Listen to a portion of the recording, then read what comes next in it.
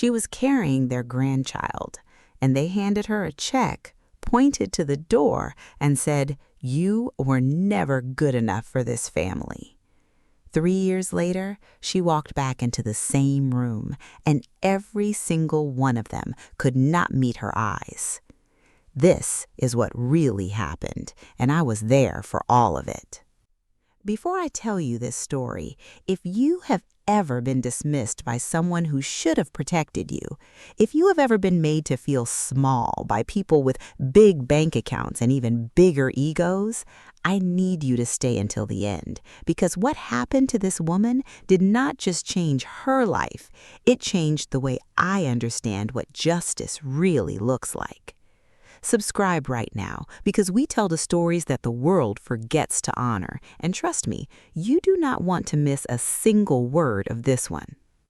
My name is Nadia, and I want you to understand where I come from before I tell you where I ended up, because the beginning matters. It always matters. I grew up in a small farming town in rural Georgia, the kind of town where everybody knows your business before you do, where the church parking lot is the most crowded place on Sunday, and where people measure success by whether you manage to leave. My mother was sick for most of my childhood, a quiet, slow sickness that never fully took her, but never fully let her go either. My father was a man I knew only through a few photographs and a lot of silence, so it was just the two of us, me and my mother, in a small house with a leaky roof and a garden she tended like it was sacred ground. I worked hard, not because someone told me to, but because I could see exactly what happened to the people around me who didn't. I studied at a kitchen table every night with a lamp we bought from a garage sale, and when the letter came, a full scholarship to a university in Atlanta, my mother held it against her chest and cried without making a single sound. That moment lived inside me like a heartbeat. I carried it with me the day I packed my one good suitcase and got on a bus that smelled like old vinyl and cheap cologne and headed toward a life I had not yet imagined. I was out of place from the first day. I could feel it in the way other girls unpacked things I had never seen: silk pillowcases, monogrammed luggage, skincare products that cost more than our monthly grocery bill. I ironed my own clothes. I cooked simple meals in the dormitory kitchen. I didn't go to the parties. I went to the library. And I told myself that was enough, that being serious and being steady would carry me further than anything money could buy. I believed that with everything I had. I met Ethan Caldwell on a Tuesday morning in an economics lecture halfway through the semester. He sat down next to me because it was the only seat left. He wore a plain white t-shirt, faded jeans, and boots that had actual mud on them. He borrowed a pen from me and spent the whole class writing in margins instead of taking real notes. I thought he was careless, the kind of boy who coasted on confidence and charm and never had to try. But then, after class, he handed the pen back and said, "Your notes are better than the textbook. I mean that seriously." And then he walked away. No phone number, no lingering, just that. And I stood there for a second longer than I should have. We became friends slowly, the way real things grow without forcing it. We would run into each other in the library, grab coffee from the cart outside the economics building, sit on the steps and talk about things that had nothing to do with class. He talked about farming like it was something he loved but had complicated feelings about. I talked about my mother. He listened like he was actually listening, not waiting for his turn to speak. 3 months went by before I knew who he really was. It was another student who told me, casually, like I obviously already knew. "You know his family owns half the land between Savannah and Augusta, right?" I laughed. Then I looked it up, and I sat in front of my laptop screen for a long time not saying anything. I pulled back after that. I told myself it was self-preservation. People like that come from worlds that are not built for people like me, and I had seen enough movies to know how that story ends. But Ethan noticed the distance, and he showed up at the library one evening, sat across from me, and said, Whatever you just found out, I'm still the same person who borrowed your pen." I wish I could explain why that was enough, but it was. It just was. He brought me home at Christmas. I remember driving through those iron gates and thinking, this is not a house, this is a statement. The Caldwell estate sat on the edge of Savannah like it had been placed there by someone who wanted the world to feel smaller by comparison. 40 rooms, a driveway lined with oak trees draped in Spanish moss, staff who moved quietly and kept their eyes down, portraits on every wall of people with the same jaw, the same steady gaze, the same unspoken message, "We have always been here, and we will always be here." His mother, Eleanor Caldwell, was the kind of woman who could make you feel unwelcome without moving a single muscle in her face. She shook my hand, smiled with her mouth only, and said, "Ethan has told us so much about you." She hadn't asked me a single question by the end of dinner. His father, Richard, was warmer on the surface. He told a joke, he poured wine generously, but every time Eleanor gave him a look, he adjusted, like a weather vane in wind. He was a man who had learned to read the room his wife was always controlling. And then there was Victoria, Ethan's older sister. She looked at me the way you look at something that has shown up in the wrong place, not with cruelty exactly, just with a cold and absolute certainty that it did not belong. She asked me what my family did. When I told her my mother was a homemaker in rural Georgia, she nodded and looked away, and that was the last real conversation we had that entire weekend. I told Ethan on the drive back that I thought it went okay. He squeezed my hand and said, "You were wonderful." But he didn't look at me when he said it, and I noticed. I filed it quietly in the part of my mind where I kept the things that scared me most. Ethan proposed in the spring. Nothing extravagant. He took me to the same steps outside the economics building where we used to sit and share bad coffee. He had his grandmother's ring. He was nervous in a way I had never seen him be nervous before, and I said yes before he finished the sentence. We moved in together in a beautiful townhouse near Midtown Atlanta that his family owned. And for a few months, life felt like something I had dreamed too small to imagine. Then one morning in October, I sat on the edge of the bathtub and looked at a pregnancy test and felt the entire world rearrange itself inside my chest. I was going to be a mother. Ethan cried when I told him. He actually cried. He held me in the kitchen for a long time without saying anything. And then he pulled back and looked at my face and said, "We're going to be so good at this." And in that moment, I believed him more than I had ever believed anything. But Eleanor found out 2 weeks later. I don't know how. I don't know who told her. All I know is that the temperature in that townhouse changed overnight, like something had shifted in the atmosphere. Ethan started taking calls in the other room. He started coming to bed late. He would kiss me on the forehead and hold on a half-second too long, the way people do when they are quietly apologizing for something they have not yet told you. A family meeting was held at the estate. I was not invited.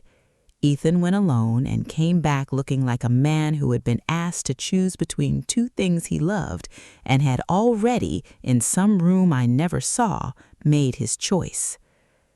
I heard pieces of it later. Common blood, the family name, a mistake that needed to be handled quietly.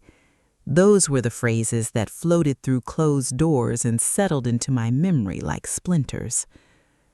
Eleanor called me to the estate on a Wednesday. Ethan did not come with me. He said he had a work obligation. I drove myself. I walked through those iron gates alone, and a member of staff led me to the formal sitting room, the one with the portraits and the tall windows, and the kind of furniture that exists only to remind you that you are temporary. Eleanor was already seated. Victoria stood in the corner with her arms crossed, not sitting, not speaking, just present, like a witness at an execution. There was a check on the table between us. I saw the number before Eleanor said a word. $250,000. Eleanor spoke the way she always did, calmly, precisely, like she had rehearsed the whole thing and found it satisfactory. The engagement was over. Ethan had agreed. I was to leave quietly, with dignity, and this check was to help me start somewhere new. The family would ensure the pregnancy was handled discreetly. She used the word discreetly, and I felt something inside me go completely still. I asked where Ethan was. She said he didn't want to be here for this, that he felt it was better this way. I looked at that check for a long time. I thought about my mother's leaky roof. I thought about the bus that smelled like old vinyl. I thought about everything I had ever survived on nothing. And then I picked up that check and I tore it in half and I placed both pieces back on the table in front of Eleanor Caldwell. She didn't flinch. She just looked at me and said, "Don't be foolish." I stood up, walked upstairs to the guest room where I had left my coat, and I took my time. I was not going to rush, not for them. I came down the stairs slowly, walked through that marble foyer, and pushed open the front door myself. We moved in together in a beautiful townhouse near Midtown Atlanta that his family owned, and for a few months, life felt like something I had dreamed too small to imagine. Then, one morning in October, I sat on the edge of the bathtub and looked at a pregnancy test and felt the entire world rearrange itself inside my chest. I was going to be a mother. Ethan cried when I told him. He actually cried. He held me in the kitchen for a long time without saying anything, and then he pulled back and looked at my face and said, "We're going to be so good at this." And in that moment, I believed him more than I had ever believed anything. But Eleanor found out 2 weeks later. I don't know how. I don't know who told her. All I know is that the temperature in that townhouse changed overnight, like something had shifted in the atmosphere. Ethan started taking calls in the other room. He started coming to bed late. He would kiss me on the forehead and hold on a half-second too long, the way people do when they are quietly apologizing for something they have not yet told you. A family meeting was held at the estate. I was not invited. Ethan went alone and came back looking like a man who had been asked to choose between two things he loved and had already, in some room I never saw, made his choice. I heard pieces of it later. Common blood, the family name, a mistake that needed to be handled quietly. Those were the phrases that floated through closed doors and settled into my memory like splinters. Eleanor called me to the estate on a Wednesday. Ethan did not come with me. He said he had a work obligation. I drove myself. I walked through those iron gates alone, and a member of staff led me to the formal sitting room, the one with the portraits and the tall windows and the kind of furniture that exists only to remind you that you are temporary. Eleanor was already seated. Victoria stood in the corner with her arms crossed, not sitting, not speaking, just present, like a witness at an execution. There was a check on the table between us. I saw the number before Eleanor said a word. $250,000. Eleanor spoke the way she always did, calmly, precisely, like she had rehearsed the whole thing and found it satisfactory. The engagement was over. Ethan had agreed. I was to leave quietly, with dignity, and this check was to help me start somewhere new. The family would ensure the pregnancy was handled discreetly. She used the word discreetly, and I felt something inside me go completely still. I asked where Ethan was. She said he didn't want to be here for this, that he felt it was better this way. I looked at that check for a long time. I thought about my mother's leaky roof. I thought about the bus that smelled like old vinyl. I thought about everything I had ever survived on nothing. And then I picked up that check and I tore it in half, and I placed both pieces back on the table in front of Eleanor Caldwell. She didn't flinch. She just looked at me and said, "Don't be foolish." I stood up, walked upstairs to the guest room where I had left my coat, and I took my time. I was not going to rush, not for them. I came down the stairs slowly, walked through that marble foyer, and pushed open the front door myself. Ethan was sitting in his truck in the driveway. He was there. He had been there the whole time. He just hadn't come inside. He said my name once, quietly, like a question he already knew the answer to. I kept walking.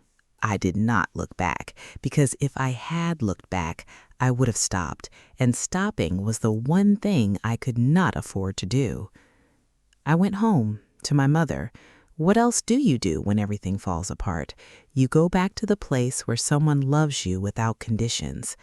I showed up at that small house with a single bag, a broken engagement, and a pregnancy I was terrified to explain. My mother opened the door, looked at me for one long second, and just stepped aside to let me in. She didn't ask questions that night. She made soup. That was enough. The town talked, of course. Small towns always do. I felt the stares at the grocery store and the church and the gas station. I felt the weight of other people's pity, which is somehow heavier than their judgment. I was 23 years old, visibly pregnant, no job, no plan, and a scholarship life that felt like it belonged to someone else. But there was Miss Ruth, an older woman who had been running a small bakery on the main street for 30 years, who had buried a husband and raised 3 children mostly alone, and who had the kind of quiet strength that made you want to sit near her and say nothing at all.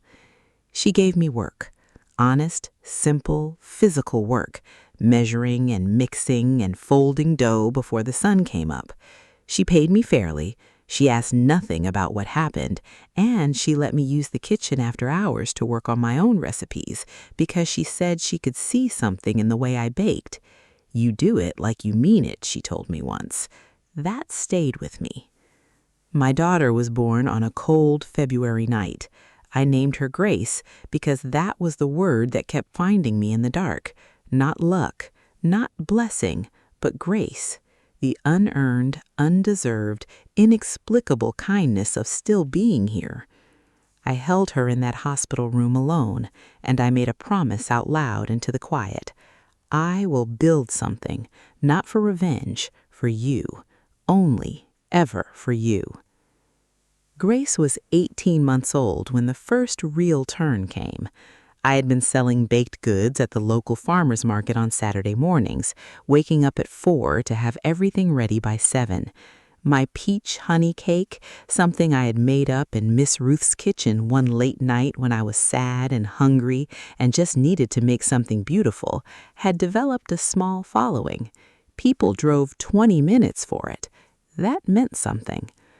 A food blogger passing through town tried a slice, posted about it with a photograph that somehow captured exactly how it looked in the early morning light, and within 48 hours, I had orders I could not fulfill. I borrowed Miss Ruth's kitchen around the clock, I called in favors, I filled every order, and then I called a small business lender, and I asked for the smallest loan that could still change everything. I named the company Grace and Gold Provisions, artisan baked goods and full-service catering. The name meant everything to me, Grace for my daughter and gold for the standard I refused to drop below no matter what. Every product that left my kitchen had to be something I was proud of. That was the only rule that never changed. 2 years later, a national food magazine ran a feature on women-owned food businesses that were redefining regional American cuisine. I was in it. The phone rang for 3 weeks straight. A hotel group in Atlanta offered me an exclusive catering contract that was larger than anything I had dared to put in my business plan. I opened my first real storefront, small, warm, exactly what I had always pictured, and I hired 14 women from my hometown, most of whom needed the work as badly as I once had. Then a private equity firm came calling.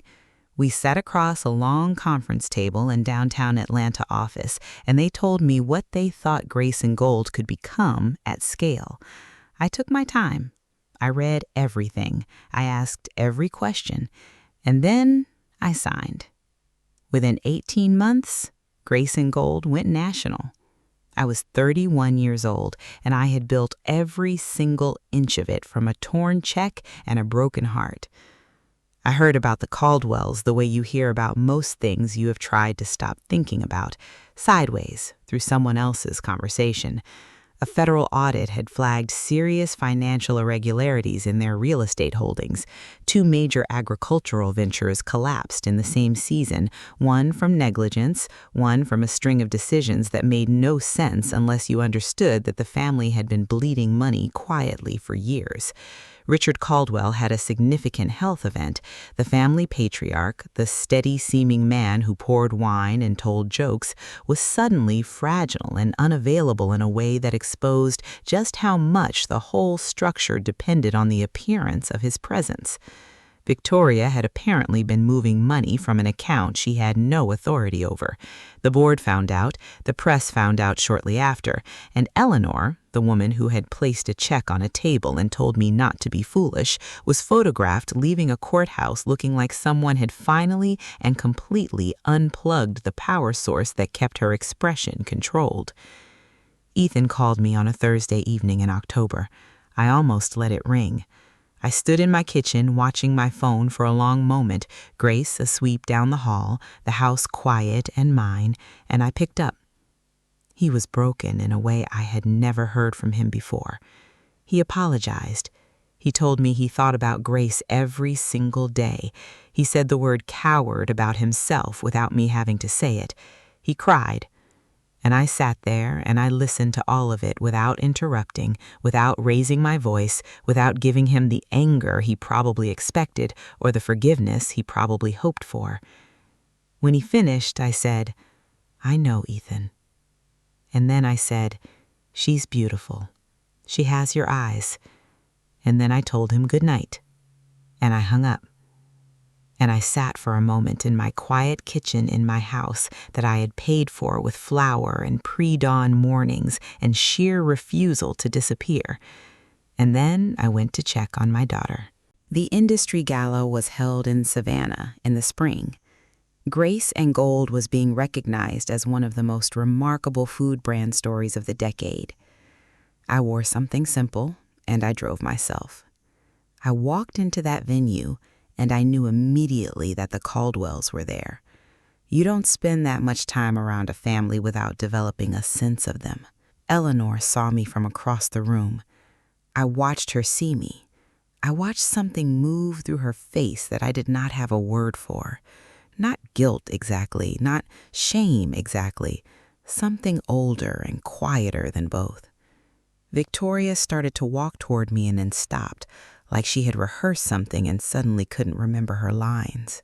Richard Caldwell made his way to me slowly, leaning slightly on a cane now, and he stood in front of me and said, "You built something remarkable, young lady. I mean that." I thanked him, I shook his hand, and I moved on, because I didn't need the moment to be bigger than it was. I didn't need Eleanor to break down or Victoria to apologize or Ethan to walk through the door. I had already won in every way that mattered. Not over them, just for myself, just for Grace. That was always the only victory that was ever worth anything. I think about that night in the hospital sometimes, when it was just me and Grace and that enormous, terrifying, beautiful silence. I was so afraid. I had nothing, and somehow that nothing became the foundation for everything. They thought they were throwing me away. They thought that check, that closed door, that driveway where a man sat in a truck and did not get out, they thought all of that was an ending. It wasn't. It was the first sentence of the only story worth telling. I don't hate Eleanor. I don't hate Ethan. I don't even have space for that anymore. Grace has filled every corner of me with something better. I just hope sometimes that they understand what they almost held and what they chose to let go of. Not me, grace. They let go of grace. And that is the thing they will carry long after any financial loss, any headline, any courthouse photograph fades away. If this story moved something in you today, share it with someone who is sitting in their own driveway moment right now. Someone who has been handed a check and shown a door and told they are not enough. Tell them to keep walking. Tell them not to look back. Tell them that the people who close the door are sometimes, not always, but sometimes, the very reason you build your own house. Subscribe, because every single week we bring you stories like this one. Stories of people who were counted out and showed up anyway. Stories that the world forgot to celebrate. And leave a comment below. I want to know, has anyone ever underestimated you? Has anyone ever handed you a closed door that turned into an open road? Tell me, because your story matters too.